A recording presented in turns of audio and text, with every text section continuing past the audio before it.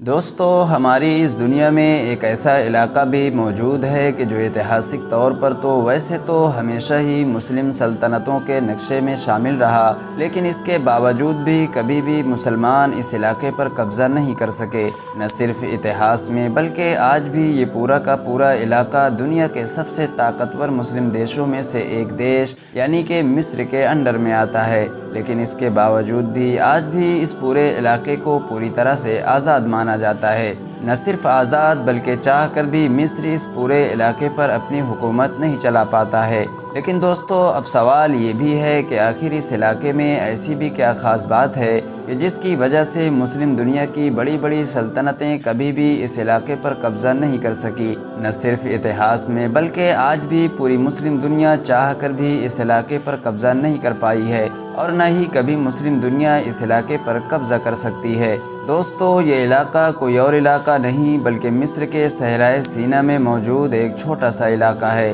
مصر کے اس مشہور اور اتہاسک ریگستان میں بہت سارے اونچے اونچے پہاڑ موجود ہیں، اور انہی اونچے پہاڑوں کے بیچ میں ایک اونچا سا پہاڑ بھی موجود ہے جس پہاڑ کی اونچائی لگ بھگ 7500 فٹ بتائی جاتی ہے، اور یہی وہ پہاڑ ہے کہ جس کو پوری دنیا میں کوہ طور کے نام سے جانا جاتا ہے۔ دوستو، آپ میں سے زیادہ تر لوگوں نے کوہ طور کا نام تو سنا ہی ہوگا۔ جو لوگ نہیں جانتے ہیں ان کو میں بتاتا چلوں کہ یہ وہی مشہور پہاڑ ہے کہ جس کو یہودی اور عیسائیوں کے ساتھ ساتھ مسلم دھرم میں بھی بہت زیادہ پوتر مانا جاتا ہے، کیونکہ دوستو یہی وہ مشہور پہاڑ ہے کہ جہاں پر آج سے لگ بھگ 3300 یا 3400 سال پہلے اللہ کے ایک پیغمبر یعنی کہ حضرت موسیٰ علیہ السلام نے اللہ سے کلام کیا تھا، یعنی اللہ کے پیغمبر نے اللہ سے بات کی تھی۔ یہی وجہ ہے کہ عیسائی اور یہودیوں کے ساتھ ساتھ مسلمانوں کی کتاب میں بھی اس پہاڑ کا ذکر موجود ہے، اور آج بھی ان تینوں ہی دھرموں کو یعنی کہ ابراہیمی دھرموں کو فالو کرنے والے لوگ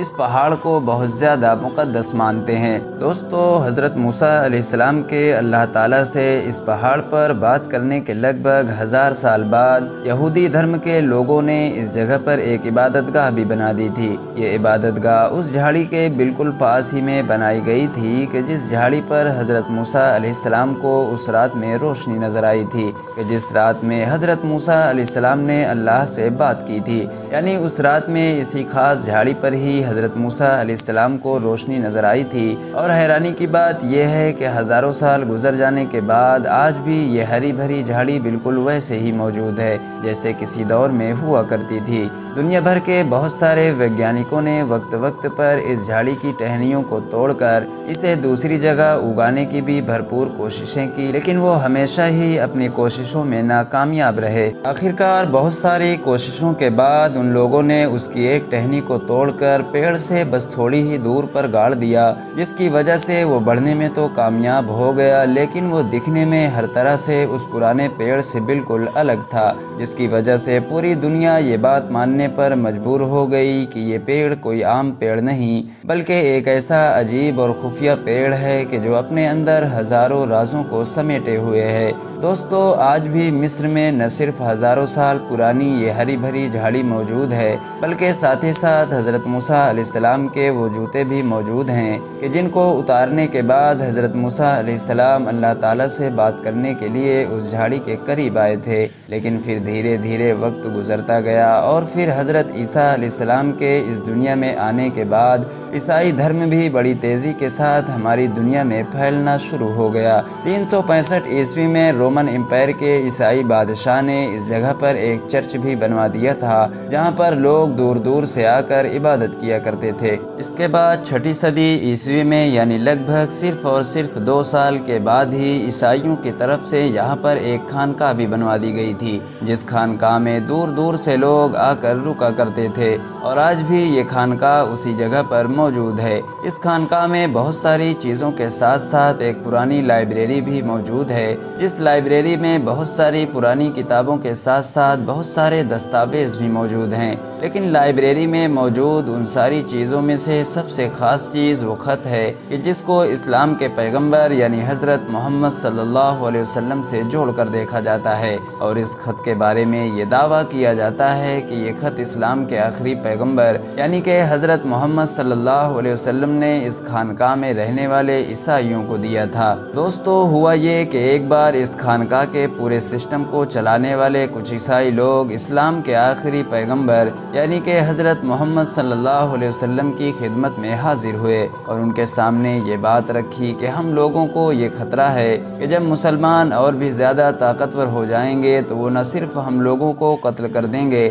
بلکہ ہمارے اس پورے علاقے پر بھی قبضہ کر لیں گے۔ ان لوگوں کی یہ پریشانی سننے کے بعد پروفیٹ حضرت محمد صلی اللہ علیہ وسلم نے ان لوگوں کو یہ جواب دیا کہ میں تم لوگوں کو ضمانت دیتا ہوں کہ میرے اور میری امت کے ہاتھ سے محفوظ رہو گے۔ یہ سن کر ان عیسائی لوگوں نے کہا کہ بہتر ہوگا کہ آپ ہم کو یہ بات ایک ایگریمنٹ کے طور پر لکھ کر دے دیں تاکہ ہم آگے کے دور میں بھی اپنی حفاظت کر سکیں۔ اسی لیے اسلام کے آخری پیغمبر یعنی حضرت محمد صلی اللہ علیہ وسلم نے ان لوگوں کو ایک ایگریمنٹ لکھ کر دے دیا تھا جس میں ان عیسائی لوگوں کو نہ صرف جان و مال کی امان دی گئی تھی بلکہ ہمیشہ کے لیے ان کو آزادی کے ساتھ جینے کا حق بھی دے دیا گیا تھا، جس کی وجہ سے وہ سارے عیسائی لوگ بہت زیادہ خوش ہو گئے تھے اور وہ اپنا ایگریمنٹ لے کر اپنے اس خانقاہ میں واپس آ گئے تھے۔ تب سے لے کر آج تک وہ ایگریمنٹ اس خانقاہ میں موجود ہے۔ حالانکہ دوستو، ہم سبھی لوگ یہ بات تو اچھی طرح سے جانتے ہیں کہ اتہاس میں وقت وقت پر مصر میں مسلم حکومتیں بدلتی رہی ہیں،